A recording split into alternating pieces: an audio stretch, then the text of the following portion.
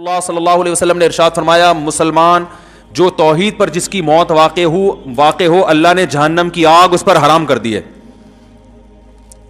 اب اس حدیث کو اگر آپ دیکھو گے تو اس سے تو صاف پتہ چلتا ہے کہ صرف توحید پر موت ہونا کافی ہے, اعمال کی ضرورت بولو بھائی نہیں ہے.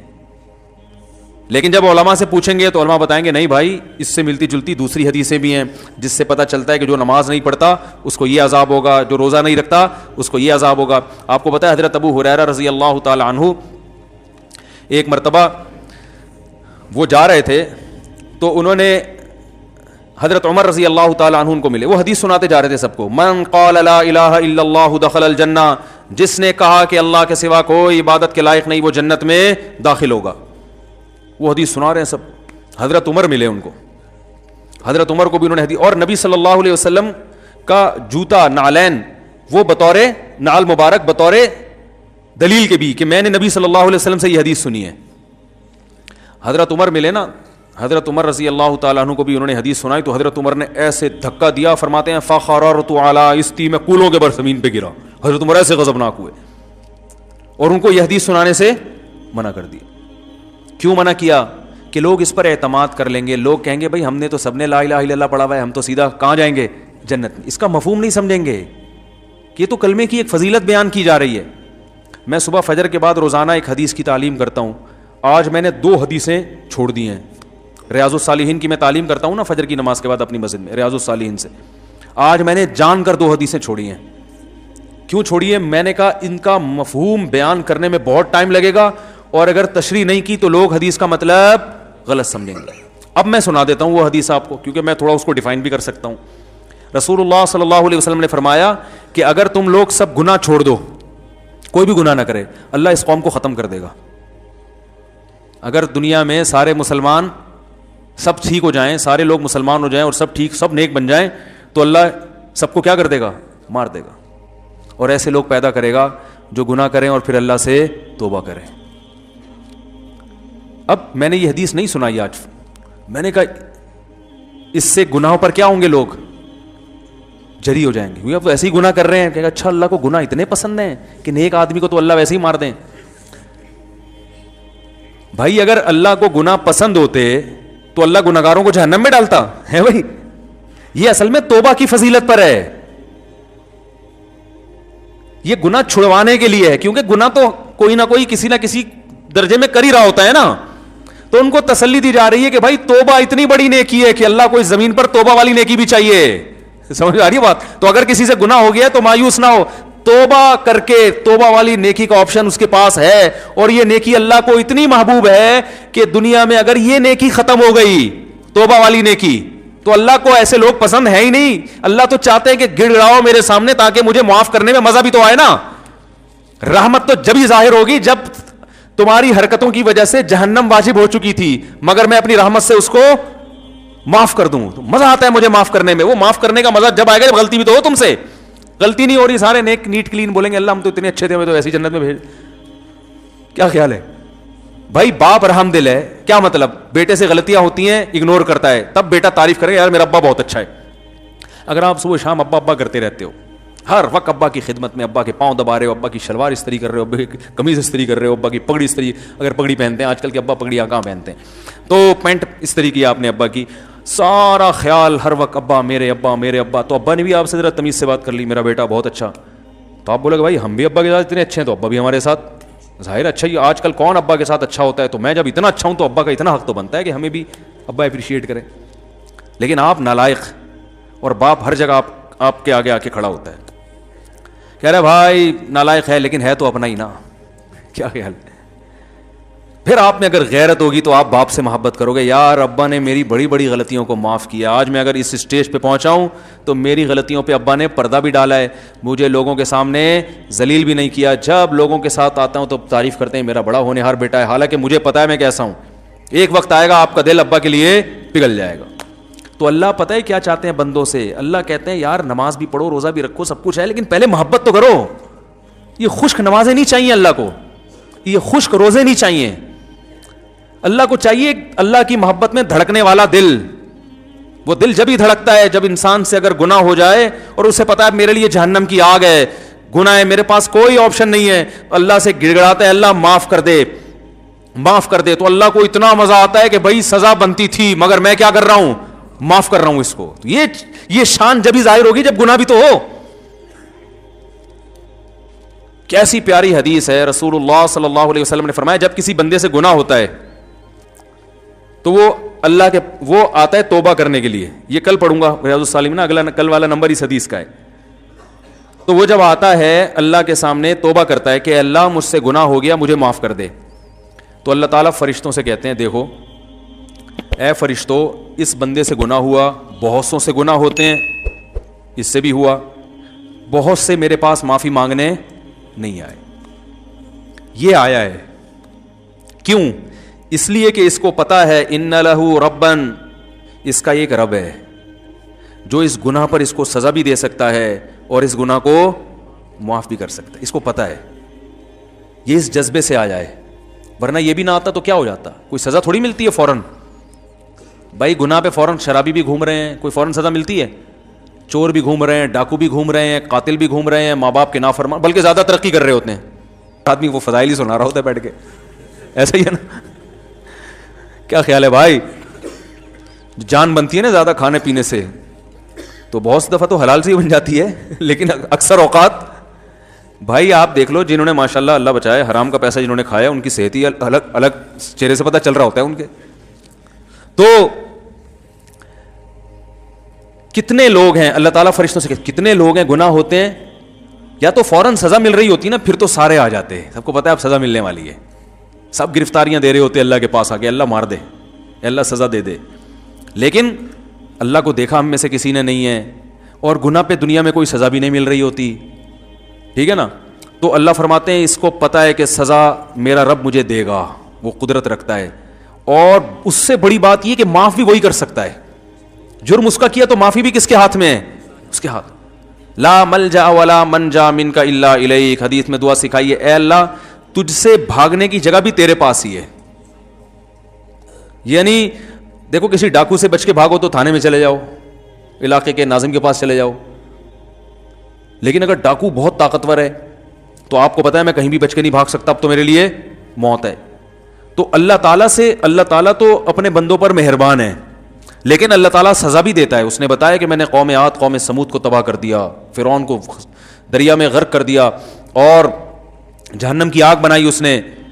لیکن اللہ تعالیٰ جب دشمنی پہ آئے تو ایسا ہے کہ اس سے آپ بھاگ نہیں سکتے, تو اب اسی کے پاس آ کے آپ کو اسی کے پاؤں میں گرنا پڑے گا.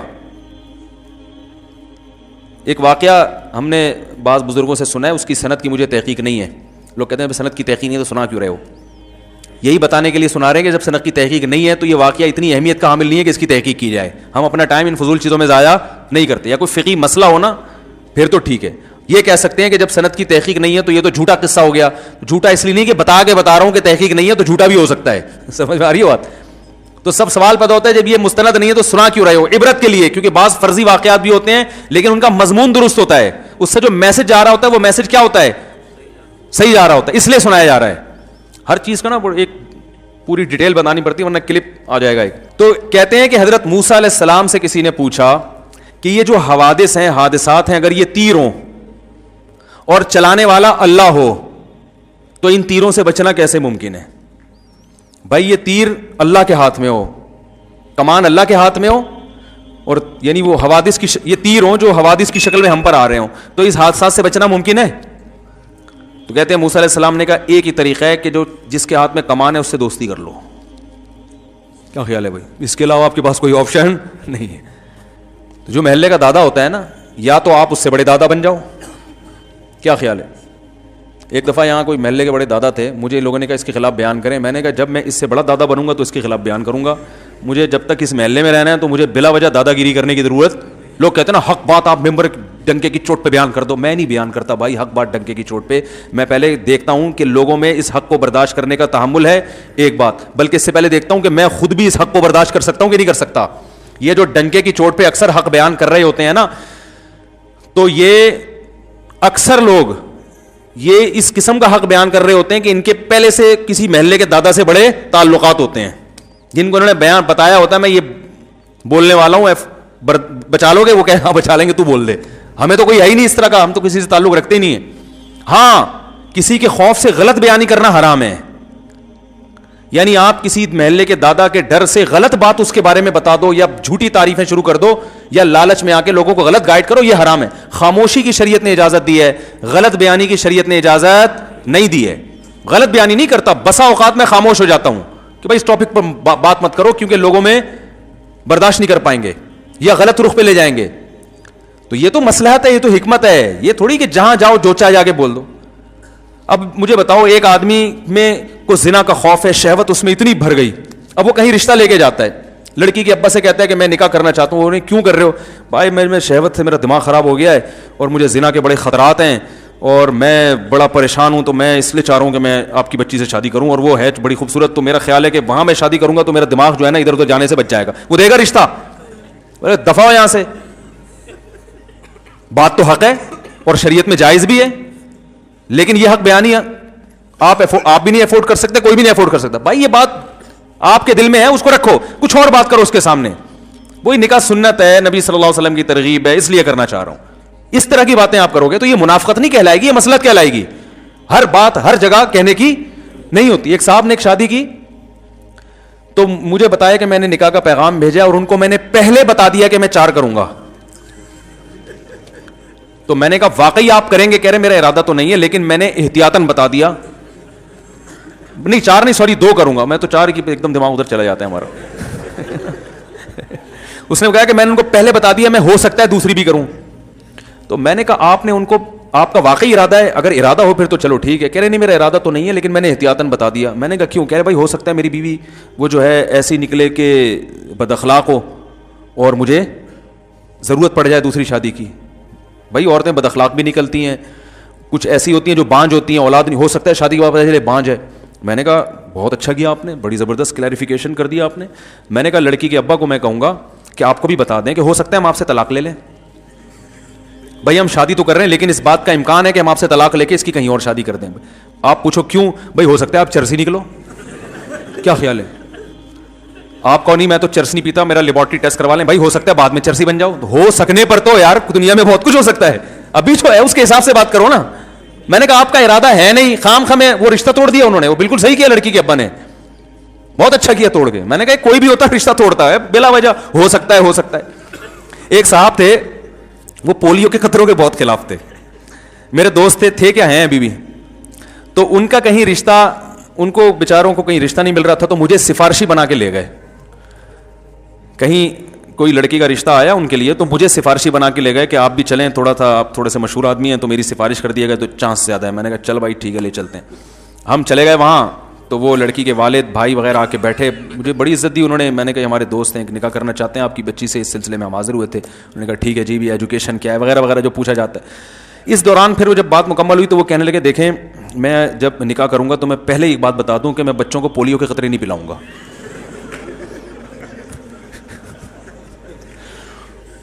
ابے میں سر پکڑ کے بیٹھ گیا یوں کر کے. اب میں اس کو یوں اشارہ بھی نہیں کر رہا کہ میں یوں کروں گا تو وہ بولیں گے یہ آپس میں ان کا پہلے سے کوئی پری پلان ہے کہ میں یوں بولوں گا تو یوں بولنا. اب میں دیکھ نہیں رہا اس کی طرف. وہ کہہ رہے کیونکہ میں یہ پولیو وولیو نہیں, میں اللہ پہ توکل کرتا ہوں, یہ یہودیوں کی سازش ہے اور یہ فلانا ہے اور یہ ویکسینیشن اور یہ. ابے تو شادی تو ہونے دے, بچے تو ہونے دے اللہ کے بعد. انہوں نے ہاں بھی کی نہیں ہے تو میں نے پھر وہ انکار ہو گیا اور ہونا تھا انکار. میں نے پھر اس کو بول لتاڑا یار تم نے کیا. کہہ رہے بھائی ہم تو پہلے سے تاکہ بعد میں جھگڑا نہ ہو. یہ وہ لوگ ہیں جو ڈنکے کی چوٹ پہ حق بیان کرتے ہیں. ڈنکے کی چوٹ, اب بھائی تم نے نہیں پلانے تھے اللہ کے بندے. تو وہ پولیو سے اتنا وہ نہیں ہوئے پریشان, وہ اس سوچ سے ہو گیا کہ یار یہ فنڈامنٹلسٹ کی انتہا ہے. یہ تو بہت بڑا فنڈامنٹلسٹ ہے, تو اتنا بنیاد پر ایسا ہو سکتا ہے وہ لڑکی کے ابا بھی پولیو کے قائل نہ ہو, لیکن اتنا پولیو لیس.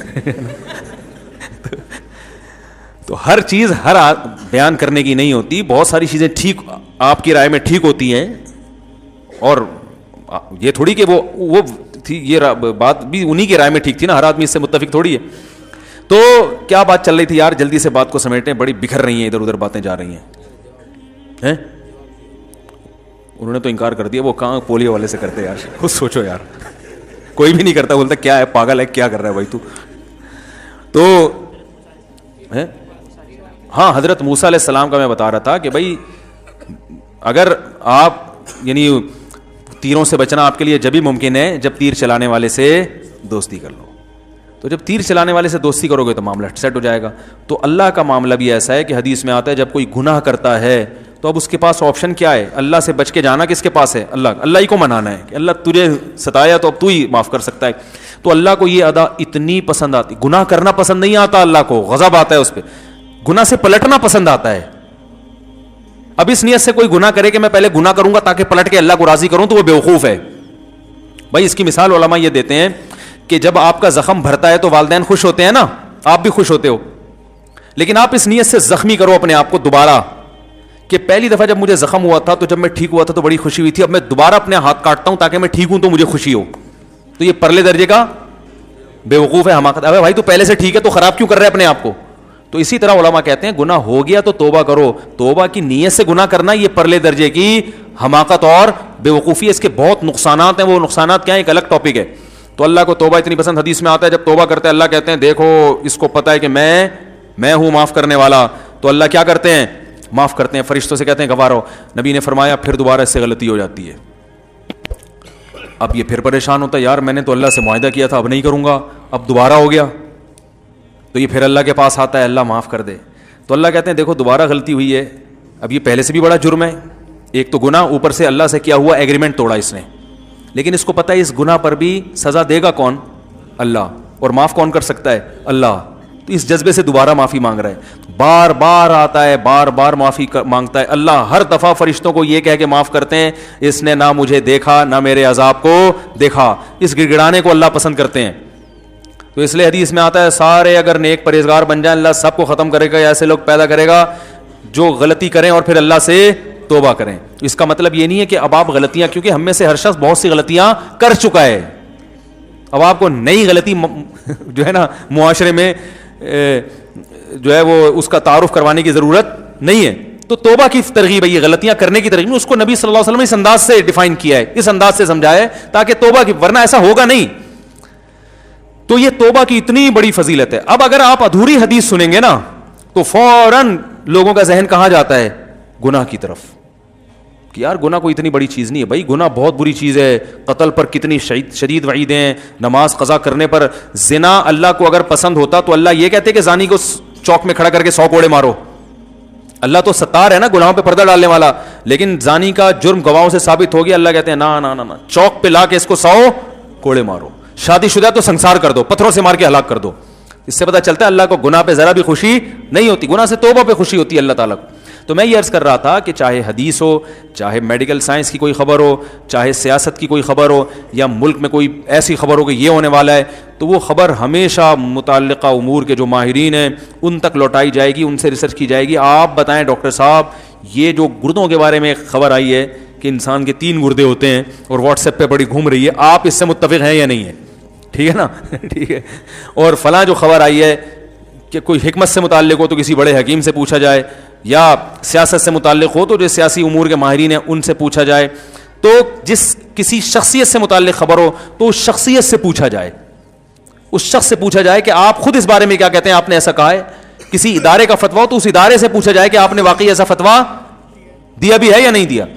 تو جب پتہ چلتا ہے, تو یہ بھی ایک ایسی چیز ہے, بات کو میں سمیٹ کے ختم کرتا ہوں بس, کہ بغیر تصدیق کے آگے خبریں پھیلانا یہ بھی ایک ایسی چیز ہے جس سے معاشرے میں محبت پھیلتی ہے نا, اس سے نفرت کی آگ لگتی ہے, ایک دوسرے کے خلاف بدگمانیاں, لڑائیاں, جھگڑے اور ایک طوفان بدتمیزی. یہ سب چیزیں اسلام نے کیا کی ہیں, حرام کی. اور پھر ایک آیت اور سورہ حجرات کی پڑھ دوں. اللہ نے فرمایا نا کہ بغیر, سورہ حجرات کا پہلا حکم کیا تھا, ادب احترام. دوسرا حکم کیا تھا, بغیر تصدیق کی خبریں نہ پھیلایا کرو. تیسرا حکم, مسلمانوں کی 2 جماعتیں آپس میں لڑ پڑیں تو تیسری بھی جماعت لڑے, سلو کراؤ. تو اگر یہ مسلمانوں کی 2 جماعتیں میدان جنگ میں لڑیں تو بھی سلو ہے, یوٹیوب پہ لڑ پڑیں تو بھی کیا ہے, فیس بک پہ لڑ پڑیں تو بھی, بولو نا بھائی سلو کراؤ یار. بولے بھائی نہیں وہ ایسا نہیں تھا, وہ ان کا مطلب یہ نہیں تھا. ان کو بولو نہیں بھائی وہ ایسا نہیں تھا, ان کا مطلب. حدیث میں تو یہاں تک آتا ہے لیس الکذاب الذی یکذب لیصلح بین الناس, وہ جھوٹا نہیں ہے جو لوگوں میں سلو کرانے کے لیے جھوٹ بولے. اللہ کیا اس کو جھوٹا شمار اور ہم سچ تو بول نہیں سکتے, توڑوانے کے لیے جھوٹ بولتے ہیں. تو لوگوں میں علماء بھی داخل ہیں, عوام بھی داخل ہیں, میاں بیوی بھی داخل ہیں, اولاد بھی داخل ہے, والدین کا اولاد سے رشتہ, رشتہ دار آپس میں بھی داخل ہیں. تو اس میں تو ہمیں جھوٹ, اگرچہ بہت سے علماء کی رائے سری جھوٹ مراد نہیں ہے, اس سے گول مول کلام, وہ کچھ اور مطلب سمجھے, آپ کچھ اور. تو اس کی جب ہمیں اجازت, کیا ترغیب دے دی گئی ہے, تو جھوٹ بول کے لڑوانے کی, بغیر تحقیق کی خبریں پھیلا کے لڑوانے کی کہاں سے ہمیں اجازت ہوگی؟ تو اس لیے اللہ نے فرمایا انما المؤمنون اخوۃ فاصلحوا بین اخویکم, مومنین آپس میں بھائی ہیں, ان کے درمیان آپس میں سلو کراؤ. اور آگے پھر اللہ نے بہت سارے احکام دیے, تجسس مت کرو, ٹوہ میں مت لگو کسی کی, کوئی نجی زندگی میں کیا کر رہا ہے اس میں مت گھسو. کہاں جاتا ہے وہ, آفس سے آنے کے بعد لیٹ گھر کیوں آتا ہے, کدھر جا رہا ہے, میں ذرا دیکھوں بندہ جاتا کہاں ہے, وہ تمہیں کیا کرنا ہے یار, کہاں جاتا ہے بھائی. ایک آدمی نے کسی سے پوچھا تیری بیوی بدصورت ہے خوبصورت ہے, اس کو غصہ آیا کہ تو کیوں پوچھ رہا ہے, کہہ رہا ہے جنرل نالج کے لیے. تو جنرل نالج کے لیے کہ عنوان سے گھروں میں گھس رہے ہیں لوگ, نجی زندگیوں میں. نبی صلی اللہ علیہ وسلم نے فرمایا اگر کوئی شخص تمہارے گھر میں جھانکے, ابھی گھسا نہیں ہے, جھانکے پرمیشن کے بغیر, فرمایا اس کی آنکھ پہ پتھر مارو, اس کی آنکھ پھوڑ دو. یعنی سوری, یہ نہیں فرمایا کہ آنکھ پھوڑ دو, فرمایا کسی نے پتھر اٹھا کے آنکھ پھوڑ دی تو زمان نہیں ہے, پھوڑنے کے لیے نہیں ہے, اس نے تو ویسے ہی پتھر اٹھا کہ میرے گھر میں جھانک کیوں رہا ہے, ویسے ہی پتھر مارا, اور اتفاق سے کیا ہو گیا, کوئی زمان نہیں ہے. یہ حدیث میں آتا ہے. کتنی شدید وعید ہے کہ ابھی گھسا نہیں ہے, صرف جھانک رہا ہے. وجہ کیا ہے کہ بھائی جب وہ اس کی پرائیویٹ زندگی, آپ کیوں اس پہ الجھ رہے ہو.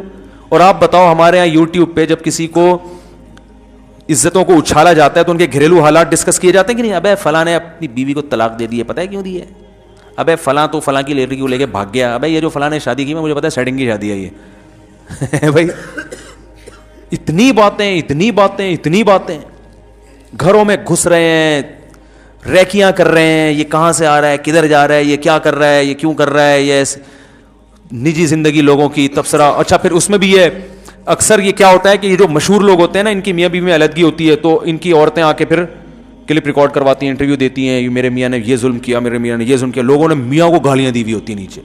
او بھائی یہ تمہیں کیا پتا کیا بھی ہے کہ نہیں کیا. یا کبھی میاں کے ریکارڈ کروا رہا ہوتا ہے, ہم دونوں کا رشتہ, جو مشہور شخصیات ہوتے ہیں نا جو پہلے سے میڈیا پہ آ رہے ہوتے ہیں, وہ اصل میں ایکچولی یہ ہوا تھا, یہ یوں کر رہی تھی, تو عورت کو گالیاں دے رہے ہوتے ہیں لوگ. چھوڑو مٹی ڈالو بھائی, او بھائی علیحدگی ہو گئی, میاں بیوی تو بھاڑ بجائے, ہمیں کیا کرنا ہے. اتنا گھستے ہیں, ہر گھر کی خبر, اس گھر میں یہ ہو رہا ہے, اس گھر میں یہ ہو رہا ہے, فلاں کی بیٹی پردہ کرتی ہے, فلاں کی بچے کی اتنی سیٹنگ چل رہی ہے, فلاں یہ کرتا ہے, فلاں وہ کرتا ہے. جو بھی کر رہا ہے بھائی, آپ سے اس کے بارے میں سوال نہیں ہوگا. اللہ نے فرمایا ولا تجسسوا, جاسوسی مت کرو. صرف جاسوسی جنگ کے موقع پر جائز ہے, سمجھ رہے ہو, خفیہ ایجنسیوں کے لیے جاسوسی جائز ہے, وہ بھی آپ کی نجی زندگی کی نہیں, بلکہ یہ کہ یہ اتنی ایکٹیویٹیز نوٹ کرنا کہ بھائی کنٹری کے خلاف تو کوئی کام نہیں کر رہا. ایجنسی والے گڑبڑ پتہ کیا کرتے ہیں, وہ آپ کی جو جیسے اس کو کسی آفیسر نے ذمہ داری لگائی نا کہ فلاں مولانا صاحب آج کل بڑے چہک رہے ہیں, دیکھو کہیں ایک را کا ایجنٹ تو نہیں ہے, یہ کہیں جو ہے نا کوئی اور ملک کے خلاف تو نہیں ہے, ذرا اس کی تحقیق کرو. وہ ایجنسی والا کیا کرے گا, نجی زندگی میں گھس جائے گا, آپ کے لیپ ٹاپ نکال کے آپ کی بیوی کی تصویریں دیکھنا شروع کر دے گا. اور کیا کرے گا, وہ ہر وہ سارے گھریلو راز جاننے کی کوشش میں اس کا غلط فائدہ اٹھا رہا ہے. وہ یہ بہت ہوتا ہے لوگوں کے ساتھ. کوئی مشہور شخصیت ہے, کوئی سیاستدان ہے, اس کے بارے میں انکوائری ایجنسی والے کرتے ہیں تو اتنی محدود نہیں رکھتے کہ بھائی بس اتنا دیکھ لو ملک کے خلاف ہے نہیں, اس کے گھر میں گھسنے کی کیا ضرورت ہے تمہیں. میں پہلے میرے پیچھے ایجنسیز بہت لگتی تھیں, اب تو شکر ہے ان کو اطمینان ہو گیا, یہ ملک کے خلاف نہیں. ہم خدا کی قسم بہت سو سے زیادہ اس ملک سے محبت کرتے ہیں, اور یہ صرف ہوائی دعوے نہیں ہیں. ہم اگر وہ اپنی قربانیاں بتائیں کہ ہم نے اس ملک کے لیے کیا کیا ہے تو وہ ایک الگ ٹاپک شروع ہو جائے گا. حقیقت میں اس ملک سے ہمارے علماء نے ہمیں یہ سکھایا ہے کہ یہ ملک ہے تو ہم ہیں, اسلام ہے. اگر یہ ملک ختم ہو گیا تو جیسے بغداد کا سقوط ہوا تھا نا, اس سے اسلام کو فائدہ ہوا, نقصان ہوا. اس کے بعد خلافت عثمانیہ کا خاتمہ ہوا, اس کے بعد مغلیہ سلطنت کا خاتمہ ہوا, پھر خلافت عثمانیہ, پھر سب سے پہلے ہوئی خلافت بغداد ختم. بغداد کی خلافت کے بعد مسلمانوں پر دوسرا زوال آیا, اندلس کی خلافت ختم ہوئی ہے. اس کے بعد مسلمانوں پر زوال آیا بر صغیر پر, مغلیہ سلطنت کی واٹ لگ گئی, ختم ہو گئی. پھر زوال آیا, خلافت عثمانیہ ختم ہوئی. اب بڑے بڑے ماہر علماء سے میں نے سنا ہے کہ اب اگر اسلام ایک پاورفل حیثیت میں کہیں ہے تو وہ پاکستان میں ہے. یعنی جس کی ایک پاور ہے نا, ایک پاورفل آرمی ہے جس ملک کے پاس. سعودی عرب کے پاس آرمی نہیں ہے, ترکی کے پاس آرمی ہے, مگر وہاں اسلامی شعار اتنے زیادہ نہیں ہے. 50% طیب اردوغان جب تک ہے تو ہے, اگر اللہ نہ کرے اس کو شکست ہوگی تو پھر لبرل حکومت آ جائے گی. بالکل ہی, یعنی ان کے آئین میں اسلام نہیں ہے. ہمارا تو آئین اسلامی ہے بھائی, ہم تو اس سے پیچھے نہیں ہٹ سکتے. ٹھیک ہے درجنوں خرابیاں ہیں, لیکن آئین میں یہ پہلی شق ہے کہ قرآن و سنت کے منافی کوئی قانون نہیں بنے گا. آگے جتنی قانون سازی ہوگی اس کے مطابق ہوگی, وہ اگرچہ نہیں ہو رہی لیکن ریڑھ کی ہڈی میں اسلام شامل ہو گیا ہے. تو ہمارا یہ عقیدہ ہے کہ اب اگر اللہ نہ کرے پاکستان کو کچھ ہوا تو یہ ایسا سقوط ہوگا کہ اس کے بعد اٹھنے کے قابل نہیں رہیں گے. بہت سارے ملک مصیبتوں سے پاکستان کی وجہ سے بچے ہوئے ہیں. تو وہ کیا ہوتا تھا کہ میرے گھر آ کے بیٹھتے تھے اور کیا کر رہے ہیں, درازوں میں گھس رہے ہیں, الماریوں میں گھس رہے ہیں. او بھائی تم درازوں میں الماری میں کیوں گھس رہے ہو؟ تم بالفرض اگر ایجنسی کے آدمی ہو, تمہیں حکومت نے, یہ میرے 10-15 سال پرانی بات ہے جب دہشت گردی عروج پر تھی نا, تو وہ ان کی ذمہ داری بھی تھی. دیکھیں جو مشہور لوگ ہیں ذرا ان کو, تو بھائی ٹھیک ہے آپ گھسو, لیکن ڈراز میں کیوں گھس رہا ہے بھائی تو؟ یہاں بم رکھا ہوا ہوگا کہ یہاں پہ وہ کیا ہے اپنی ٹھڑک. ایجنسیوں نے ان کے ذمہ یہ ٹچے ہوتے ہیں, چھوٹے چھوٹے جو ہوتے ہیں نا, گھوم رہے ہوتے ہیں. ایجنسی میں جو آفیسر ہے اس نے ان کو یہاں تک جانے کی اجازت نہیں دی ہوتی, لیکن وہ اپنی ذاتی کے راز پہ مطلع ہو جاؤں کسی طرح, پھر میں ذاتی طور پہ بلیک میل کروں گا.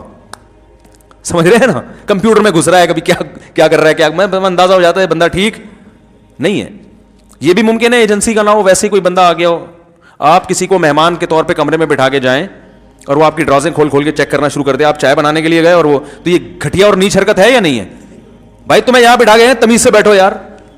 ڈراز کھول کے دیکھ رہا ہے اور جو ہے وہ کمپیوٹر کھول کے دیکھ رہا ہے. آپ کسی کو موبائل پکڑا دو, فوراً ان باکس میں جا کے میسج پڑھنا شروع کر دے گا وہ. تو یہ ہے لا تجسسوا. اللہ فرماتے ہیں جاسوسی صرف اس کی ہوگی جو جس کے بارے میں آپ کو خطرہ ہے کہ ملک کے خلاف تو نہیں جا رہی ہے, تو اس کی بھی جاسوسی اتنی ہوگی جتنی ملک کے دفاع کے لیے ضروری ہے. اس کی خطنے چیک کرنا شروع کر دیں آپ بیٹھ کے باقاعدہ.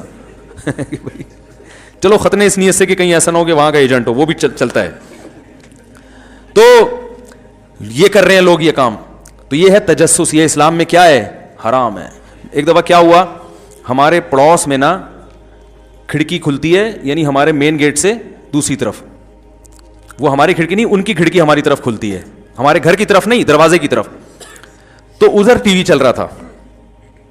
اب ایک خاتون آئی, ان کی نظر کھڑکی بڑی فلم چل رہی ہے یا ٹی وی چل رہا ہے یا کیا, واللہ عالم, اکثر فلمیں چل رہی ہوتی ہیں ٹی وی میں. ان کو اندازہ ہو گیا ٹی وی چل رہا ہے. اب وہ ہمارے گھر میں گھسی, ملنے کے لیے آئی تھی. اب وہ نا, اب ان کو یہ نہیں پتا کہ یہ ساتھ کمرہ ہمارا نہیں ہے, ہمارے پڑوسیوں کا ہے. اب ان کو یہ تجسس, مفتی صاحب کا گھر ہے اور کیا چل رہا ہے یہاں پہ, ٹی وی. اب میرے گھر والے مجھے بتا رہے ہیں کہ ٹک کے بیٹھی نہیں ہے وہ, ان کو یہی فکر کہ یار وہ والے کمرے میں جاؤں جہاں, کہہ رہے ہیں ان کی ایکٹیویٹیز سے مجھے اندازہ ہو, کبھی یوں جا رہی ہیں, کبھی یوں جھانک رہی ہیں, کبھی یوں جھانک رہی ہیں, کبھی ایسے کر کے دیکھ رہی ہیں. تو ہمارے گھر والے کہتے ہیں مجھے اندازہ ہو گیا جو پڑوسیوں کا ٹی وی ہے نا, اس سے ان کو غلط فہمی ہو رہی ہے, اور کیونکہ کمرے ساتھ ملے ہوئے ہیں تو یہ سمجھ رہی ہیں کہ مفتی صاحب کے گھر میں ادھر ممبر پہ بیٹھ کے ٹی وی کے خلاف تقریریں کرتے ہیں اور گھر میں کیا چل رہا ہے, ٹی وی چل رہا ہے.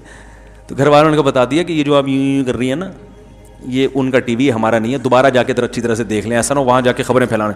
تو بھائی اگر آپ کو گھر میں بلایا چائے کے لیے, چائے پیو, پتلی گلی سے نکلو, آپ جھانک جھانک کے یوں کرنا یوں کرنا یوں کرنا, کتنی گھٹیا حرکت ہے. یہ چل رہا ہے مارکیٹ میں, اور یہ اگر صفائی نہ ہوتی تو ان کو تو یہ ہو جانا تھا. کہ تو ہمیں تو شریعت نے سکھایا ہے اچھا گمان. بس یہ ایک واقعہ سنا کے بیان ختم کرتا ہوں. میں بچپن میں تبلیغ والوں کے ساتھ کہیں گشت کر رہا تھا, ہم نے ایک صاحب کو آتے ہوئے دیکھا, گھر میں داخل ہوئے ہمارے سامنے, ہم ان کے پیچھے پہنچ گئے, امیر صاحب نے دروازہ بجایا, ایک بچہ آیا, جی کون؟ انہوں نے کہا بھائی فلاں صاحب ہیں جو بھی ہمارے سامنے گھسے تھے, وہ اس بچے کے ابو تھے. بچے نے کہا بھی بتاتا ہوں, پوچھتا ہوں میں. وہ گیا اندر, آ کے کہہ رہا ہے وہ گھر پہ نہیں ہے, ہمارے سامنے گھسے ہیں وہ. تو امیر صاحب, دیکھو یہ ہوتا ہے تبلیغی جماعت کی جو کامیابی کی وجہ ہے نا, یہ بیسک اصول ہیں, یہ بنیادی اصول ہیں جس کی وجہ سے وہ پوری دنیا میں پھیل گئے. صرف زبان سے کہتے نہیں ہیں, جو کہہ رہے ہیں اس پر عمل بھی ہے. تو امیر صاحب نے کہا, امیر صاحب کو اندازہ ہو گیا کہ بھئی یہ بدگمانی ہو رہی ہے ان سب کو. تو انہوں نے کہا دیکھو مسلمان, ہم تبلیغ کرنے نکلے ہیں نا, تو پہلے خود تو عمل کریں. خود عمل میں کیا ہے کہ کسی کے خلاف بدگمانی, قرآن میں اللہ فرماتے ہیں مت کرو, اچھا معامل تلاش کرو. تو انہوں نے کہا وہ یہاں سے آئے ہیں, پیچھے بھی دروازہ ہے, جو میں اکثر بیان میں کہتا ہوں نا پتلی گلی, تو بھائی چوڑی گلی کے ساتھ پتلی گلی بھی تو ہوتی ہے نا. بھائی وہ آئے ہوں, پانی پیاؤ اور اس دروازے سے نکل کے باہر چلے گئے ہوں, تو بچے نے آ کے کہا ہو کہ بھائی نہیں ہے گھر پہ, تو عین ممکن ہے, اور واقعی ایسا ہوتا بھی ہے. بعض دفعہ انسان بھاگا بھاگا ایک دروازے سے آتا ہے, گھر میں پانی پیا یا واش روم گیا اور دوسرے دروازے سے فوراً نکل گیا. تو مجھے ان کا یہ جملہ بہت اچھا لگا اس واقعے میں. 12-13 سال کا تھا اس وقت سے مجھے یہ واقعہ ذہن سے نکلتا نہیں ہے. یہ ہے کہ ان بعض الظن اسم, اے ایمان والو بدگمانی مت کرو, اکثر گمان برے ہوتے ہیں, گناہ ملتا ہے اس پہ. اچھا محمل تلاش کرو بھائی, کہ ضروری تھوڑی جھوٹ بول رہا ہو, لیکن ہم کیا کرتے ہیں 99% امکان ہوتا ہے کہ سچ بول رہا ہے, لیکن 1% چانس ہوتا ہے جھوٹ بولا, تو ہم کہتے ہیں چھوڑو ایک نمبر کا جھوٹ, ابے ہمیں پتا ہے جھوٹ بول رہی ہے. جلیل سوال کا جواب دے دیتے ہیں. بھائی میرے بھائی نے اپنی اہلیہ کو 3 طلاق دی, اب کہتے ہیں کہ حلالہ کر لیا, لیکن ہم نے کوئی تصدیق نہیں کی, کیا تصدیق کرانا ضروری ہے؟ بھائی دیکھو, ایک آدمی اگر اپنی بیوی کو 3 طلاقیں دیتا ہے, پہلی بات تو گناہ کرتا ہے, اکٹھی 3 طلاقیں دینا جائز نہیں ہے, لیکن طلاقیں واقع ہو جائیں گی. اس میں پورا مدلل ابھی کلپ بھی ریکارڈ کروانے والا ہوں انشاءاللہ. ایک چینل پہ ریکارڈ کروا چکا ہوں, مگر وہ چینل مشہور نہیں ہے تو کوئی سنتا ہی نہیں, دوبارہ سے ریکارڈ کرواؤں گا.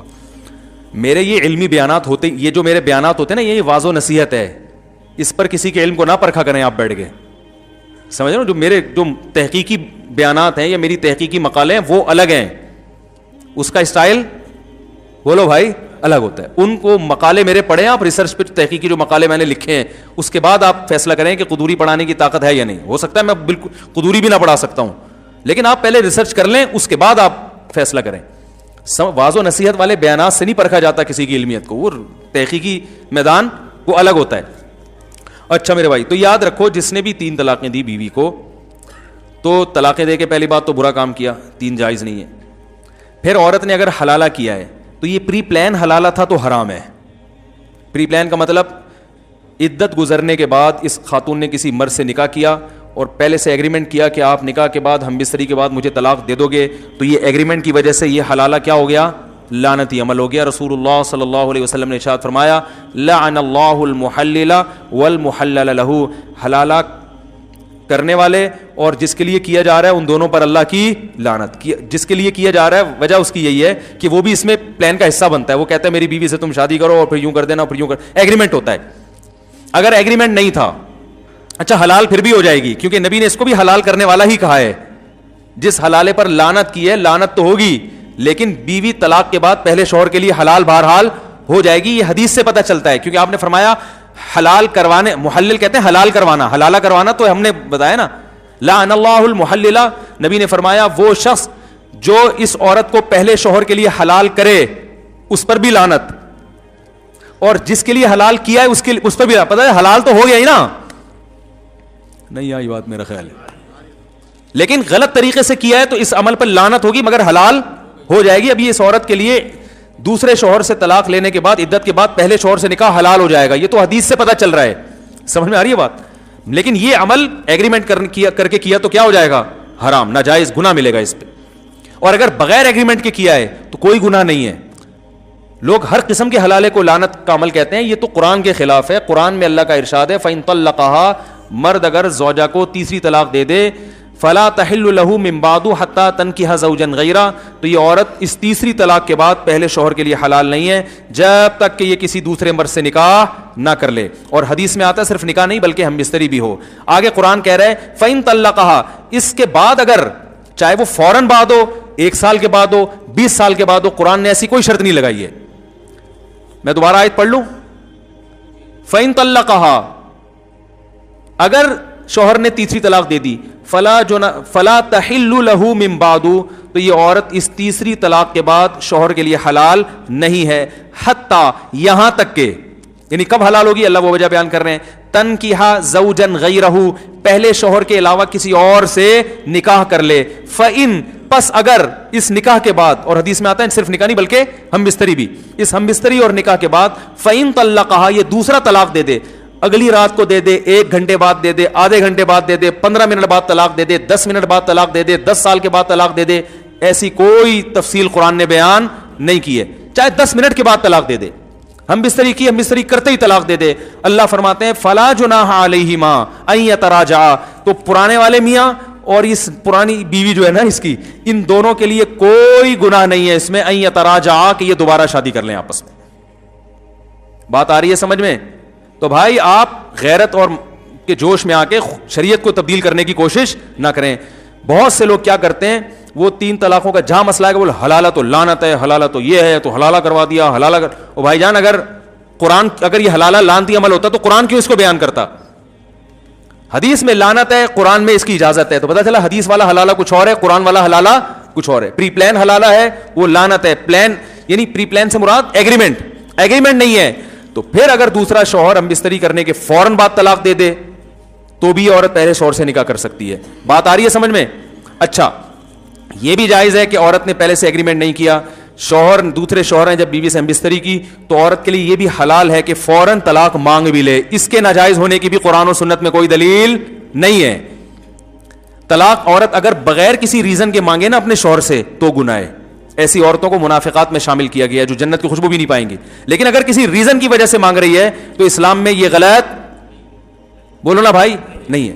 تو یہ بھی ایک ریزن ہے کہ میں اپنے پہلے شوہر کے پاس جانا چاہتی ہوں کیونکہ میرے اس سے بچے ہیں, تو یہ ریزن ہے ایک. بھائی میری یادیں اسی سے وابستہ ہیں. سوال پیدا جب اس سے تھی تو مجھے نکاح کیوں کیا؟ بھائی اس لیے کیا کہ اس سے اجازت نہیں ہے نکاح کرنے کی, آپ سے اجازت تھی تو آپ سے کر لیا. بات آ رہی ہے سمجھ میں؟ اور یہ سوچا تھا کہ اچھے لگے تو رہوں گی, نہیں لگے تو نہیں. مجھے نہیں اچھے لگ رہے, مجھے آپ کے منہ سے گٹکے کی بدبو آ رہی ہے. کوئی بھی وجہ ہو سکتی ہے. اب اگر آپ یہاں تجاوز کرتے ہیں نا کہ نہیں یہ طلاق لے کے شادی نہیں کر سکتی, یہ اب قرآن پر کیا ہے؟ آپ اپنی عقل لڑا کے قرآن کے حکام کو کیا کر رہے ہو؟ چینج کر رہے ہو. بات آ رہی ہے سمجھ میں؟ تو اسی وقت طلاق لے کے, ہاں دوسرے پر جبر نہیں ہے, وہ کہیں میں نہیں چھوڑوں گا. آپ نے طلاق مانگی, وہ کہیں میں نہیں طلاق دیتا, تو عورت کو زبردستی کرنا جائز نہیں ہے. ٹھیک ہے, جب نہیں دیتے تو آپ ہی میرے مقدر میں میاں ہیں, شادی تو ہم نے کوئی ایگریمنٹ تو کیا نہیں تھا, مجبوراً گزارا کریں گے. منع کے ابا آپ ہی بنو گے تو گزارا کریں اس کے ساتھ. اور اگر وہ چھوڑ دیتا ہے اس پر بھی کوئی گناہ نہیں ہے. اس لیے گناہ نہیں ہے, وہ یہ کہتا ہے یار یہ اگرچہ میری بیوی ہے میں نہ چھوڑوں تو, لیکن جب یہ نہیں رہنا چاہتی, اس کے دل میں میرے لیے وہ جذبات نہیں بن سکتے جو پہلے کے لیے ہیں, تو چھوڑ دینا بہتر ہے یا نہیں ہے؟ بھائی میں تو لوگوں کو ویسے ہی مشورہ دیتا ہوں جن کی بیویاں طلاق مانگ رہی ہیں, کوئی ریزن نہیں. میں کہتا ہوں یار طلاق اچھی چیز نہیں ہے, لیکن یہ بھی اچھی چیز نہیں ہے جو نہیں رہنا چاہتی زبردستی گھسیٹ کے رکھو اس کو اپنے پاس. یہ کوئی اچھا کام ہے؟ ابے کیا ہو گیا؟ او بھائی محبت کا رشتہ ہے, محبت سے رہو, ٹھیک ہے, نہیں رہ سکتے تمیز سے الگ ہو جاؤ نا. تو طلاق نہیں دینی چاہیے, لیکن اگر بیوی نہیں رہنا چاہتی تو بیوی کے لیے تو غلط ہے بلا وجہ مانگے, لیکن آپ کے لیے بہتر یہی ہے کہ جب نہیں رہنا چاہ رہی تو یار ایسی عورت سے کرو شادی جو غیرت مند ہو, آپ سے ٹوٹ کے محبت کرے. نبی نے کیا فرمایا؟ تزوج الودود الولود, ایسی عورت سے نکاح کرو جو محبت کرتی ہو. تو یہ جب طلاق مانگ رہی ہے اس کا مطلب آپ سے یہ محبت نہیں کرتی. تو اگر آپ افورڈ کر سکتے ہو طلاق دینے کے بعد کہ بھائی مجھے دوسری مل جائے گی تو چھوڑ دو اس کو.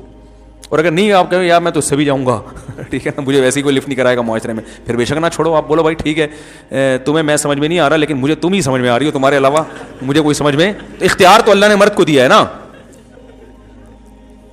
سمجھ رہے بھائی میں نہیں رہ سکتا, مجھے تم سے اتنی محبت ہے, تمہیں اگرچہ نہیں ہے لیکن اب تو تم نے اپنی مرضی سے قبول ہے نا ہمیں, تو اب ہم تو تمہیں پہلے سے بھی زیادہ محبت ہو گئی, ہم نہیں چھوڑیں گے, جاؤ.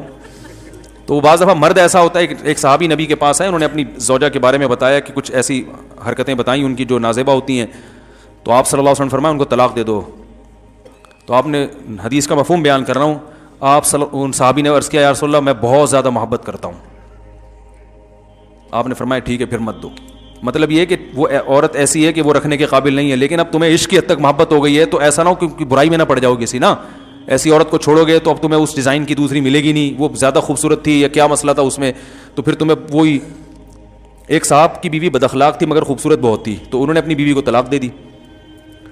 اب ان کو اچھے اخلاق والی مل گئی مگر اس کی شکل بیچاری کی بقول ان کے, آپ کوئی بھی نہیں جانتا نہیں ہے میں کس کی بات کر رہا ہوں, اس لیے کوئی غیبت نہیں ہے, کسی کا راز فاش نہیں کر رہا. تو وہ میرے پاس آئے, کہنے لگے یار وہ پرانی بہت یاد آ رہی ہے. میں نے کہا کہہ رہا یار وہ ٹھیک ہے بد اخلاق تھی لیکن شکل اچھی تھی. کہہ رہے یہ اخلاق کی بہت, لیکن کہہ رہے شکل بالکل بھی اچھی نہیں ہے. تو میں نے کہا اب اس کو بھی گزارا کر لو. اب ان کے ماشاءاللہ گزارا ہو رہا ہے, بچے بھی ہو گئے ان کے. میں نے کہا ورنہ جب اگلی ملے گی نا تو نہ اخلاق کی اچھی ہوگی اور نہ شکل کی ہوگی, پھر بولو کہ دوسری اخلاق کی تو اچھی تھی نا. تو شکر کرو جو بھی اللہ نے جس کو جو پیس دے دیا اللہ کا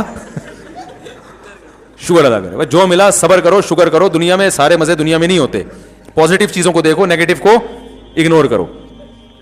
तो अब अल्लाह ने कुरान में क्या कहा कि अब अगर शादी के बाद दूसरा मियां तलाक दे दे, फौरन दे दे, अगले दिन दे दे, 10 साल के बाद दे दे, वो उसका हेडेक है, वो उनका आपस का मसला है. बल्कि उलमा ने यहां तक लिखा है कि अगर दूसरा शौहर इस नीयत से तलाक दे दे कि ये पहले शौहर के साथ शादी करना चाहती है, इसके उससे बच्चे हैं, इसके जज्बात और फीलिंग उसी के साथ हैं, मेरे साथ ये निभा नहीं करना चाहती, तो इस तलाक पे उसको सवाब मिलेगा. मकसद तो राहत, तलाक इसलिए बुरी चीज है कि इससे नुकसान होता है ना. यहां तलाक का नुकसान के बजाय क्या हो रहा है, फायदा हो रहा है. और दूसरी बात, जो हलाले का मकसद था वो भी हासिल हो गया. मकसद ये था कि जब मर्द ने 3 तलाकें दी थी तो तलाक में या तो औरत कसूरवार होगी या कौन कसूरवार होगा, आदमी. यही मसला है ना. अगर औरत कसूरवार थी तो उसकी जिंदगी में नया मर्द आया तो उसको कंपेयर करने का चांस दिया शरीयत ने, देखो ये भी है वो भी है, दोनों में ज्यादा अच्छा कौन है. अब सोच समझ के जाना. जो झगड़े हो रहे थे, अगर उसका पुराना मियां गलत था तो वो कभी भी पुराने के पास नहीं जाएगी. वो समझ में आ रही है बात. वो कहेगी अल्लाह ने मेरी जान छुड़ा दी, मेरी जिंदगी में एक नया मर्द आ गया, एक अच्छा आदमी मिल गया, मैं अब आप ही के साथ जिंदगी गुजारूंगी, मुझे वहां जाने का क्या शौक है. दोबारा उसके पास जाना चाहती है, इसका मतलब फॉल्ट किस में था, ऐन मुमकिन है आप में फॉल्ट हो. अब आपको अंदाजा हो गया कि जो है ना मर्द कैसे होते हैं. और मर्द की अगर गलती थी तो जब वो धक्के खाएगा ना, उस बीवी को याद कर करके रोएगा, तो उसे अंदाजा होगा यार उसमें फॉल्ट थे, मगर अब जो मैं रिश्ते तलाश कर रहा हूं उससे भी ज्यादा फॉल्ट वाले मिल रहे हैं. और यार कम से कम बच्चों को तो पाल रही थी ना, अब तो बच्चे भी गए. चलो खाना नहीं बनाती थी, खिदमत नहीं करती थी, तमीज से बात तो करती थी. वो यादें जब अलहदगी होती है ना, यादें तो फिर आती हैं. कहेगा यार ये तो किसी और के निकाह में चली गई यार, ये तो बिल्कुल इख्तियारात खत्म हो गए. वो 100 दफा सोचेगा. अगर वो अपने फैसले पर नादिम नहीं है, वो कह रहे मैंने सही किया, तो वो दोबारा कभी भी शादी, बोलो भाई, बोलते क्यों नहीं करेगा. वो कहेगा अच्छा किसी और से निकाह हो गया, फोन करके अपनी पुरानी बेगम को बोल देगा अब उसी के साथ रहना, इस खुशफहमी में ना रहना कि मैं आपसे शादी करूंगा, उधर ही जिंदगी हंसी खुशी जिंदगी गुजारो, मेरी जान छूटी, अच्छा हुआ तुम्हें भी घर मिल गया. समझ रहे हैं. लेकिन अगर वो तलाक के बाद दोबारा निकाह कर रहा है, इसका मतलब वो ये मान रहा है कि गलती तलाक देने में किसकी थी, मेरी थी. तो कुरान कह रहा है कि फला जुनाह अलैहिमा यतराजा इन ज़न्ना युक़ीमा हुदूदल्लाह, दोनों आपस में शादी कर सकते हैं अगर उनका ख्याल हो कि अब ये झगड़े नहीं हो. उसको भी सजा मिल गई और आपको भी सजा मिल गई. रहा एक आखिरी बात बता के बयान खत्म करता हूं. बयान तो मेरा खत्म पहले ही हो चुका है, जो जाना चाहें वो जा सकते हैं. तो ये गरीबी चल रही है, बयान खत्म हो चुका था. जब मसाइल शुरू कर दूं ना मैं, तो इसका मतलब बयान खत्म हो चुका है, जो जाना चाहें वो जा सकते हैं. तो लोग इसको गैरत के खिलाफ समझते हैं, ये एक अहम बात है. लोग कहते हैं गैरत के खिलाफ है कि 3 तलाकें दी, एक आदमी की बीवी किसी दूसरे मर्द के पास जाए, फिर वहाँ से घूम के वापस है, गैरत के खिलाफ है. ये गैरत के खिलाफ इसलिए नहीं है कि जब आपने 3 तलाकें दे दी, इद्दत भी पूरी हो गई, तो वो अब आपकी बीवी है नहीं. वो जहाँ चाहे जिससे चाहे शादी, किसी की तलाक याफ्ता से शादी करना गैरत के खिलाफ नहीं है. आपका उससे कोई रिलेशन नहीं रहा, वो जहाँ चाहे शादी करे.